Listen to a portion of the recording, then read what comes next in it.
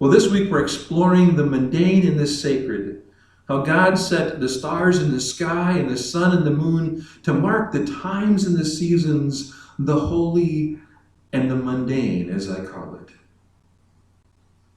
Well, today we're going to be specifically looking at the holiness of days, days set aside by God for His purposes.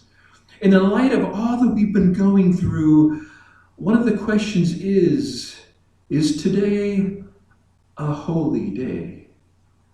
Are these times holy times?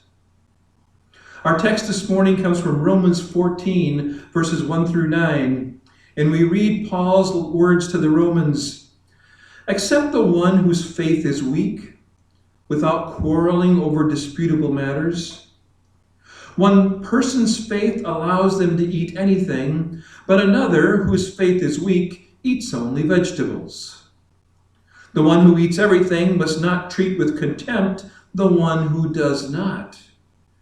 And the one who does not eat everything must not judge the one who does. For God has accepted them. Who are you to judge someone else's servant?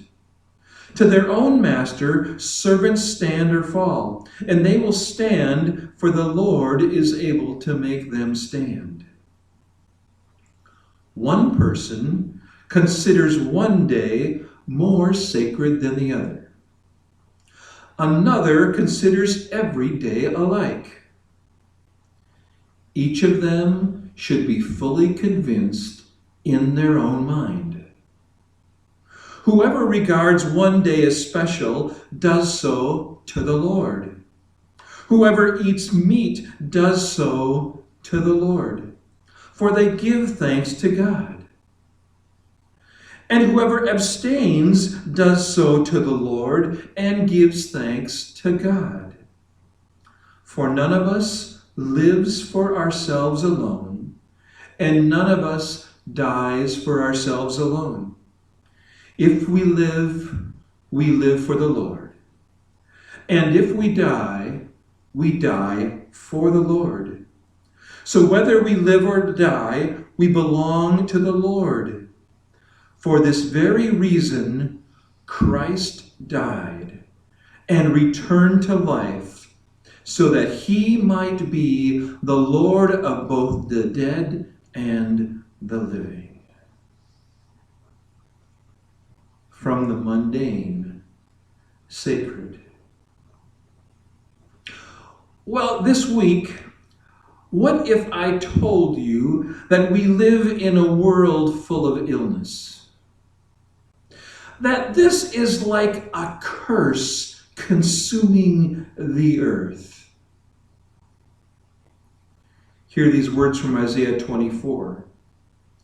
The earth is defiled by its people. They have disobeyed the laws, violated the statutes, and broken the everlasting covenant. Therefore, a curse consumes the earth. Its people must bear their guilt. Therefore, earth's inhabitants are burned up, and very few are left.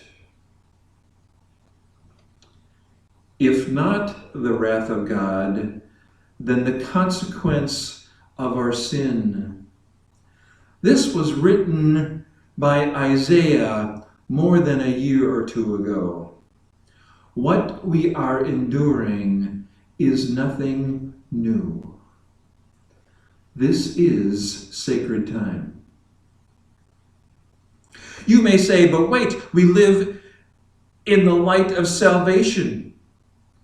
What does the New Testament have to say? Romans 8:18.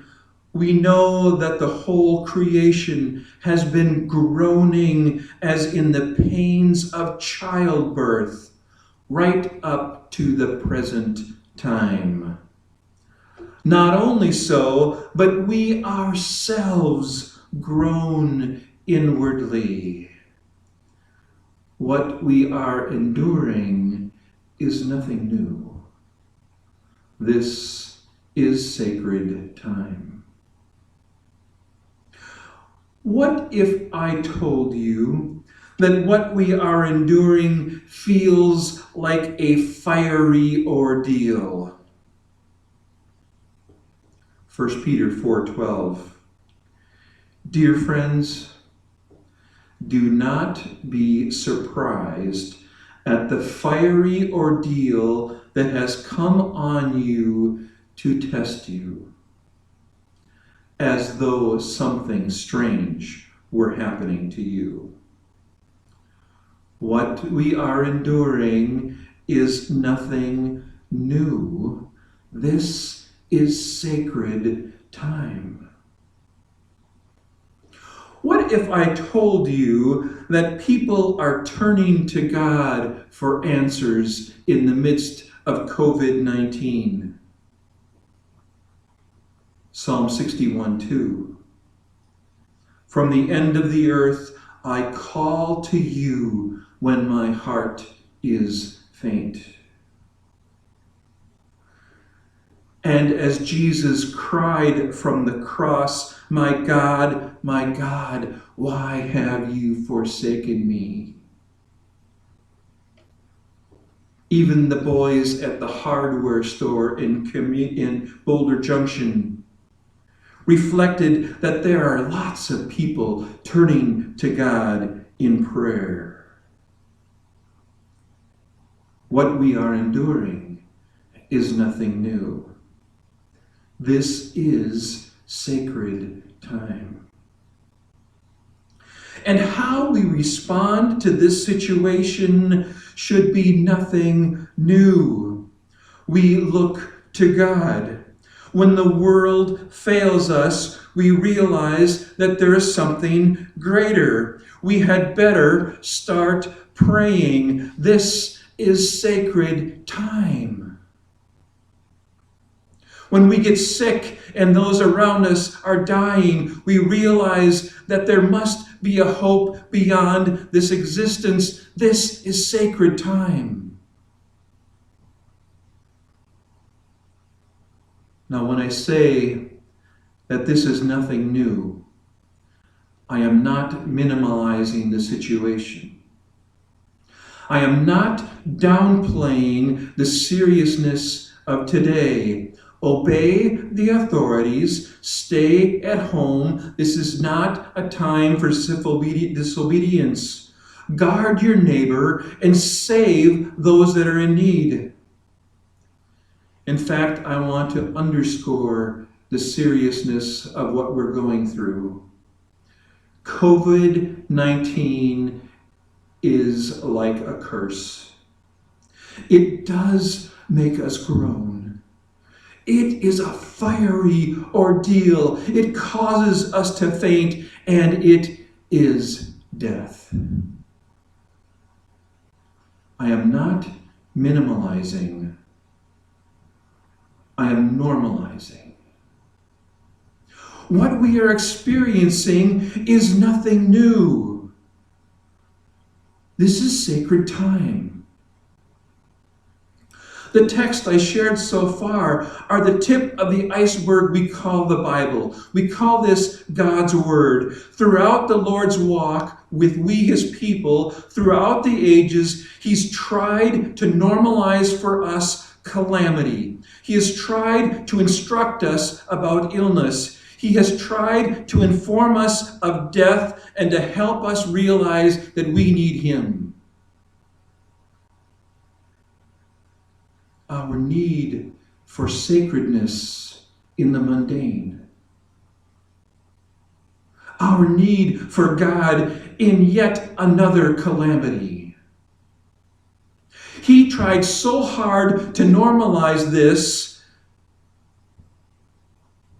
that it led him to live death itself, to endure it himself, to show us our need for Him. Now, as I speak to primarily a Western civilization culture, we have led a charmed life, as far as civilization is concerned. Now, we've been involved in some pretty serious wars, lots of death. but came out of them pretty charmed as a society. We endured 9/11 and those deaths, and saw our means of travel changed and a few more military engagements, but we still lead relatively charmed lives until a few weeks ago. And living in our charmed ivory tower of medical entitlement and retail extravagances, those have all now come tumbling down due to a microscopic illness and a virus we have dubbed COVID-19.